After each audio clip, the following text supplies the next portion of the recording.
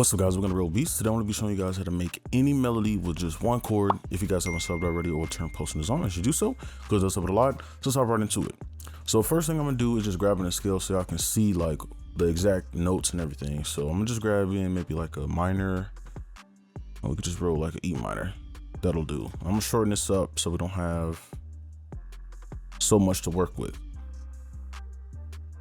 All right, let's go here. So now that we have everything set up, we can go ahead and I'm gonna just show you this little trick. All right, so let's go ahead and get started. So I'm using this instrument, just a guitar sound. Any one will work, or any sound you use will work. BPM, mine's 88, it could be 90, it doesn't really matter. I'm gonna just keep it at 90. All right, so what we need to do is just pick one chord. You could pick any chord you want, major, suspended, whatever you want, but everything still falls in line. So I'm gonna choose a minor because this is an E minor that we're in. So basically we can just probably stretch this out a bit, make this little E minor chord, right? Or you could come up here, click minor and place it. Okay. So one thing you want to keep in mind is these notes are not the only notes you can use, because this has created a range. This range are the notes in between. So this A and this F sharp we can use. Okay. So with just this, all we have to do is animate it, right? So we can use this grid, and let me probably zoom in even more. You could do something like this, something like this. It's all up to you. I think I'm gonna do something generic, and we could just do something like this. Let's just copy this over. And then this E, we could just come back to the E. Simple as that. And I'm gonna bleed these over so that they kind of sound a little bit more convincing. All right, so now we want to add more, right? So we could just take this E and pull this up an octave, right? And it doesn't have to be the E, it could be any of these notes in between, but I'm just trying to keep this very like generic. So let me scroll, make sure shrink this. So now up here we have these notes to work with. So we could change this E to a G, for example, and we can make a melody with this, do something like this. And then we could do in betweens. So you could put an F there, you could put an A.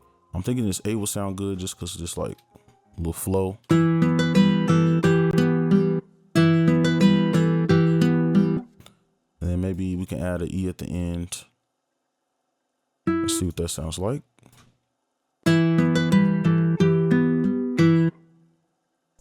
Okay, simple as that. So now we can do the second half real quick.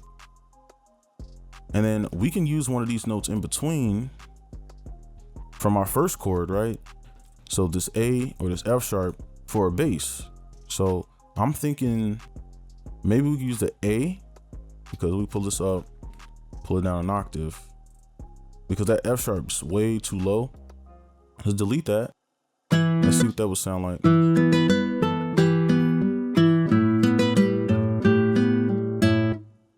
So we're gonna need to change some of these notes up. So we could use, let's try this F sharp. And then maybe we could just kind of keep this going.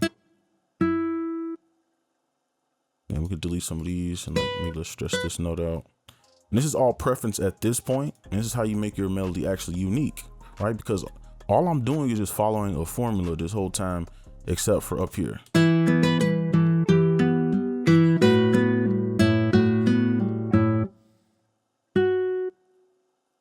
I think I want to go up.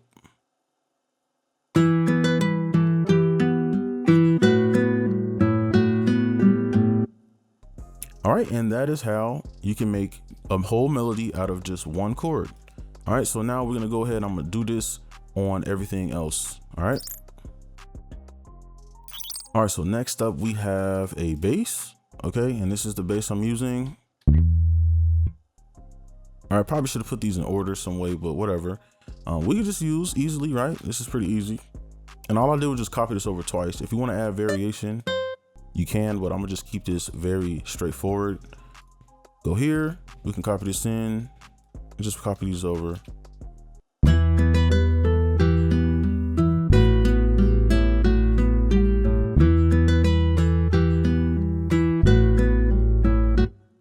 Right, I kind of want this to go out. So that is the bass, and we can move on to whatever instrument this is.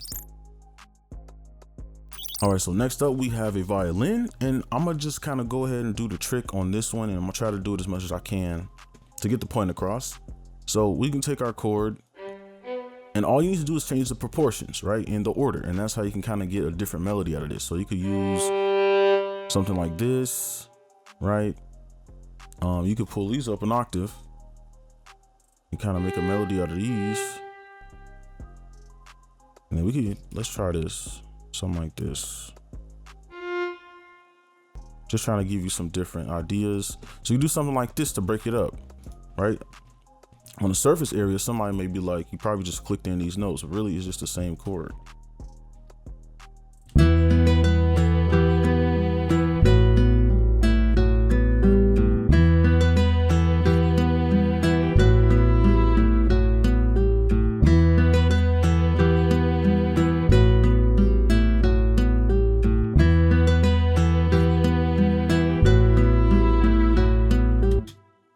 Right, and it kind of stops really quick, but I'll fix that later. But there is the violin, and we can move on to this next sound. All right, so next up we have like a vocal, this opera singer, right? And let me see.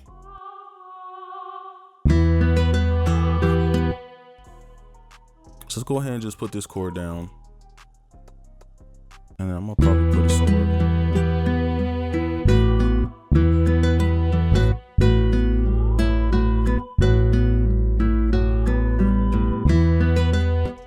I think that might be a decent place. So this is not the same. We can add an in between. So you could do A, it's F sharp. It's up to you. All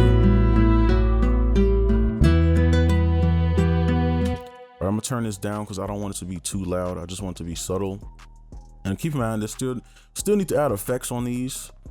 So let's move on to the last two, or this Mellotron. All right, next up we have a bell. Okay.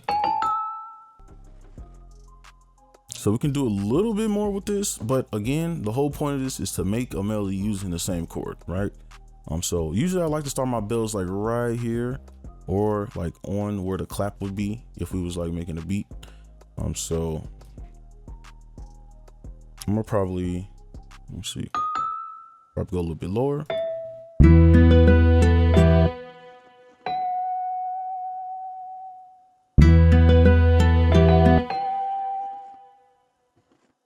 Let's keep this kind of going. Actually, I'm gonna use the thirds just so we can fit all this in.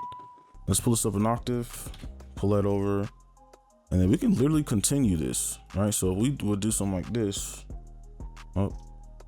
right? We could just continue it and use this G. I'll just kind of stretch all these out.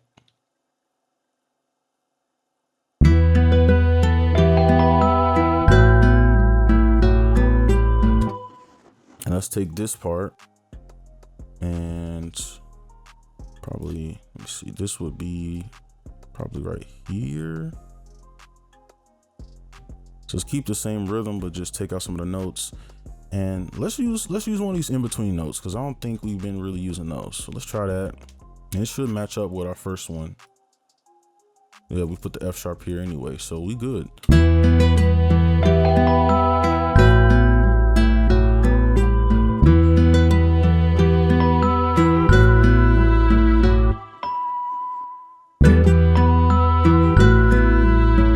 Okay, I like that a lot better. So that's the bell, pretty easy, right? You can see how easy this is, right? Really not even using my brain on this. It's just using the same chord, adding a +1. So let's move on to our very last one. We could do a little bit more with this since this was kind of basic.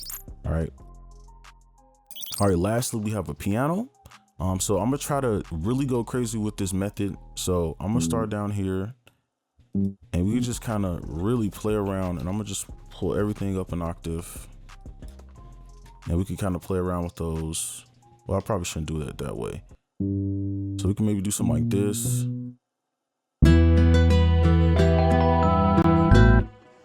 Let's copy this over. All right, we know it's gonna work because it's the same notes, right? It's just different octaves. And then for this one, we can do something like this. Actually, we could probably just leave this one like this. And let's take this E, pull this up 2 octaves. You know, just play around with it a little bit.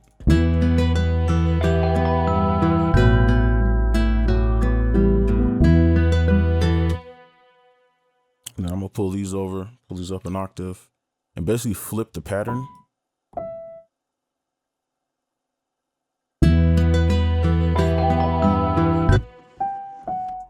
Right, and these are in betweens, so these work. Pull this B down an octave.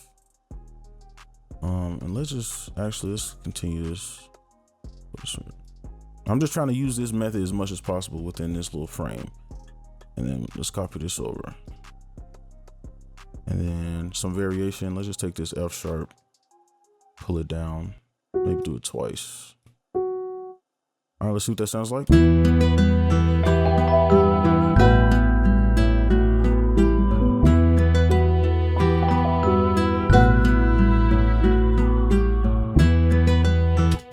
All right, and it's that simple, right? Just using the same exact chord. I know this looks a little complex because everything's like flipped and stuff, but it's the same stuff.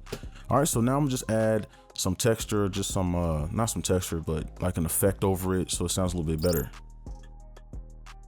Okay, so all I did was add an effect to the main instrument because with this preset, it pretty much made it seem like everything else had an effect. So I'm gonna show you with it off and on.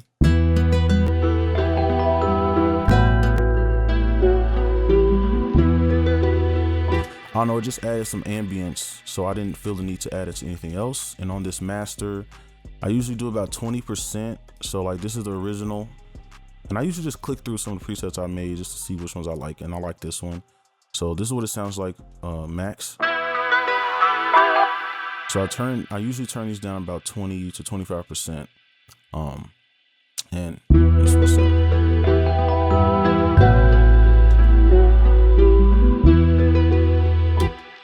All right, but that's pretty much it.